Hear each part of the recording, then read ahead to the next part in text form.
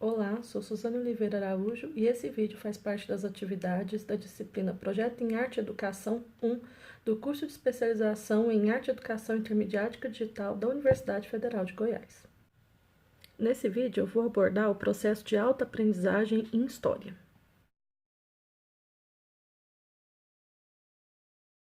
Professora Suzane, é possível aprender história sozinho? E a resposta é sim. Isso se chama autoaprendizagem, um processo no qual o indivíduo escolhe os caminhos pelos quais ele vai percorrer para produzir o seu próprio conhecimento.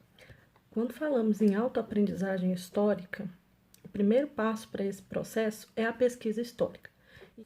Quem aí nunca fez um trabalho de história achando que estava arrasando, né? Porque formatou o texto direitinho, fez uma capa super bacana e acabou recebendo uma nota ruim com a observação do professor dizendo: cópia da internet.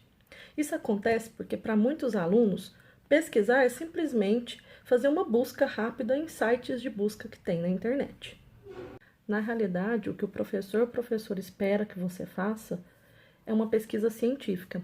E essa pesquisa ela pode ser tanto em história quanto em outras áreas do conhecimento.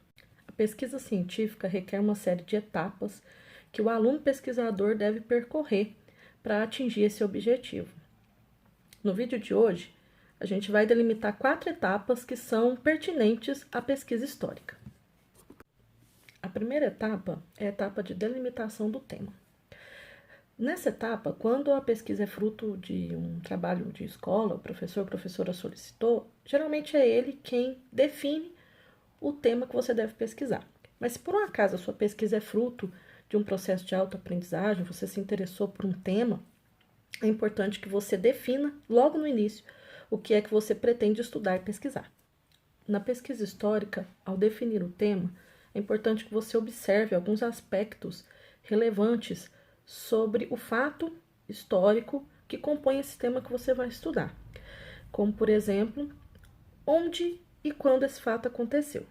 Isso é importante porque essa delimitação de tempo e espaço vai ser importante na construção das próximas etapas do seu processo de pesquisa. Além disso, outra ação super importante é a problematização desse fato histórico. Mas o que é problematizar o fato histórico? Problematizar nada mais é do que levantar uma série de questões acerca desse fato, como, por exemplo, por que ele aconteceu, qual era o contexto histórico, quais as suas causas, quais as suas consequências, quem foram os protagonistas desse fato. A segunda etapa do processo de pesquisa histórica é o levantamento bibliográfico. É nessa etapa que, de posse do recorte temporal e espacial que você fez na primeira etapa, você vai selecionar os documentos, os textos, as fontes para pesquisar e debater a sua pesquisa.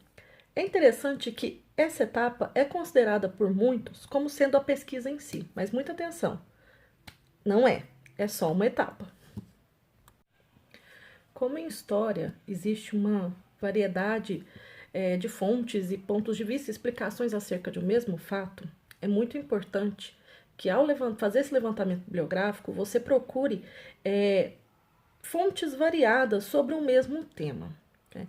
Nunca faça, numa pesquisa de história, um trabalho baseado em apenas uma única fonte, porque isso pode fazer com que você corra o risco de ser tendencioso e deixar outros pontos de vista, outros olhares de fora. O seu levantamento bibliográfico pode ser realizado com base em livros didáticos, livros acadêmicos, sites de pesquisa, sites especializados, fontes diversas. Inclusive, na descrição desse vídeo tem uma lista com vários links de sugestão de locais na internet que você pode embasar uma pesquisa histórica. Mas, professora, só textos são fontes históricas? Na realidade, não. As obras de arte, por exemplo, são uma importante fonte histórica. Nos contam características, aspectos sobre um tempo passado. Por isso, você pode utilizar também, na sua pesquisa histórica, obras de arte como telas, fotografias, peças de teatro, música, filmes, entre outros. Né? Uma sugestão que eu faço para vocês é, por exemplo, pesquisar no domínio público.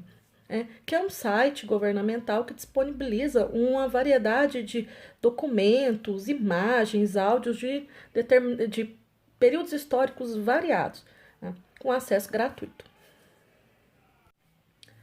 Tendo selecionado as fontes, os textos, os objetos que você vai estudar e analisar na sua pesquisa, chega a terceira etapa, que é a etapa da leitura. Nessa etapa, aquelas questões que você levantou na problematização do tema na primeira etapa vão te servir como uma espécie de roteiro, né, para que você possa identificar nessas leituras as informações que são mais importantes e mais pertinentes ao trabalho que você pretende desenvolver. Nessa etapa, uma sugestão prática que eu faço é que você vai, ao longo das suas leituras, escrevendo, anotando as informações que você acha mais pertinente, as suas dúvidas, os pontos de encontro entre um texto e outro, porque essas anotações elas vão ser muito importantes na construção da última etapa da sua pesquisa. Além disso, outra sugestão que eu faço é que, ao fazer essas anotações, você identifique sempre a referência bibliográfica, porque todo trabalho científico ele exige que seja apresentado no final a referência bibliográfica. O que é isso? A origem daquelas informações, de onde você tirou essas informações, quais são esses textos que você leu, quais são esses objetos que você estudou. Então, é importante que você sempre identifique ali a informação, a referência bibliográfica do texto que originou aquela informação que você anotou, para que lá na frente, quando você for terminar o seu trabalho, isso já possa estar mais organizado. A quarta e última etapa da realização do projeto de pesquisa é a produção. Nessa etapa, né, depois de ter realizado as suas leituras e as suas análises, você vai produzir a pesquisa propriamente dita. Você vai perceber que depois de ter lido, pesquisado, estudado tanto sobre um determinado tema, você vai se sentir seguro para falar desse tema.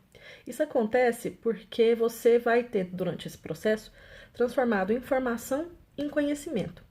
E é justamente esse conhecimento produzido por você ao longo das suas leituras e das suas análises que o professor pretende avaliar quando ele solicita que você realize uma pesquisa, e não levantamento de dados, como alguns alunos costumam entregar.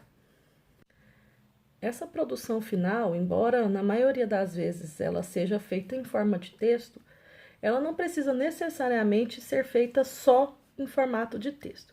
É porque o texto acaba sendo a forma mais convencional de se apresentar uma pesquisa.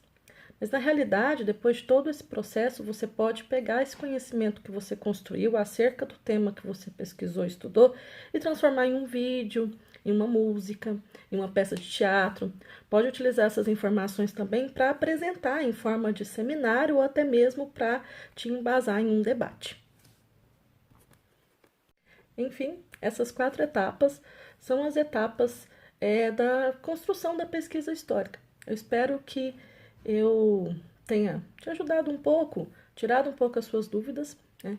Caso ficou alguma coisa por entender, deixe nos comentários as suas dúvidas, os seus questionamentos, as suas sugestões.